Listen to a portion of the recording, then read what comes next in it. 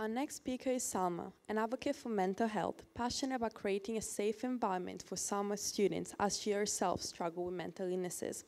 In her talk titled Conquering Your Mountain, she aims to provide coping technique as well as further educate people and help them understand their struggles. Please welcome her on stage.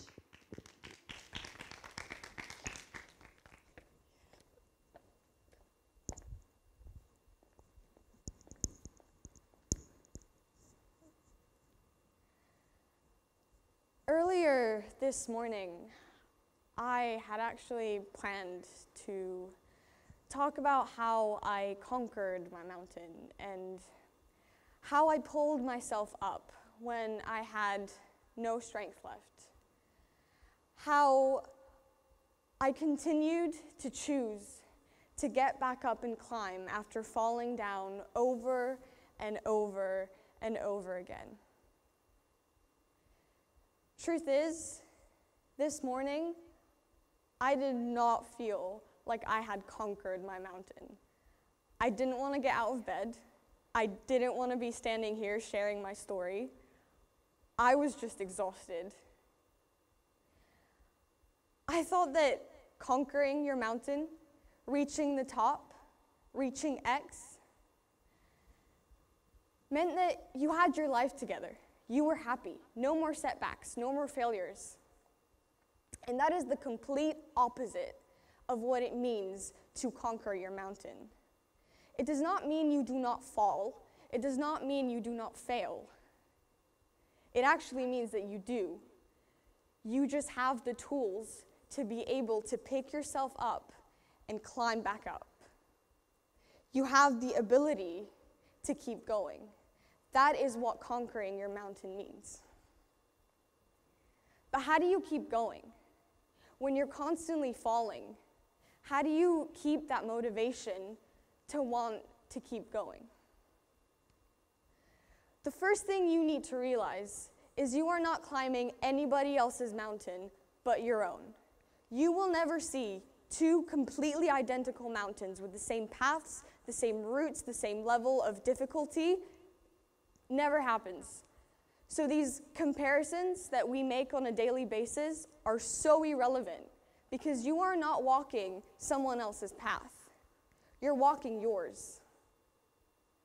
And that's the first thing you need to realize. Reaching out.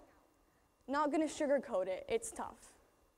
Having to speak up about the thoughts and feelings you had been trying to numb or shove into a corner can be very draining. I know the person I spoke to the most was the school counselor, and I remember I went to her this one day feeling completely hopeless, and I just remember sitting there telling her, you know, I'm so tired of doing this every single day. I wake up, I brush my teeth, I go to school, I walk to class, I go home, I sleep, I wake up, I do it all over again. It's this endless cycle, and I just wanted it to stop.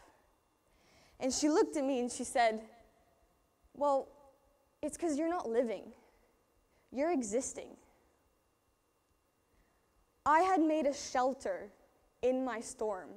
I was surviving my situation. So I put myself out there. I joined the swim team. I made new friends. I tried stuff and I failed. And that is such a crucial part of this process, allowing yourself to fail. I literally want you to go out there, do something you know you are horrible at, and fail. Accept your failure. Use those failures to build yourself up. Failing is not a bad thing. It is part of the process. So accept it. Allow it to be part of it.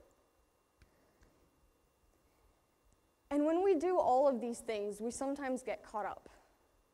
We sometimes forget to check on ourselves. We forget to take a step back. Now, some people see stepping back as a bad thing. But it is okay to prioritize your mental health. It is okay to take a day off. It does not make you weak. It does not make you a failure. So allow yourself to breathe. allow yourself to step back. And once you do step back, you get to see that mountain as a whole. You get to see all of those different paths that you took. And self-reflection comes in. And that is when a new root starts to form.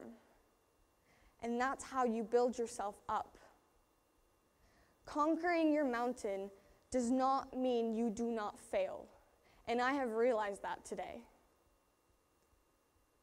So yes, this morning, I did not feel like I had conquered my mountain because I just felt like I stumbled all the way down. But I'm standing here right now. So yes, I did conquer my mountain today. Don't survive your situation. Don't climb your mountain. Conquer it. Thank you.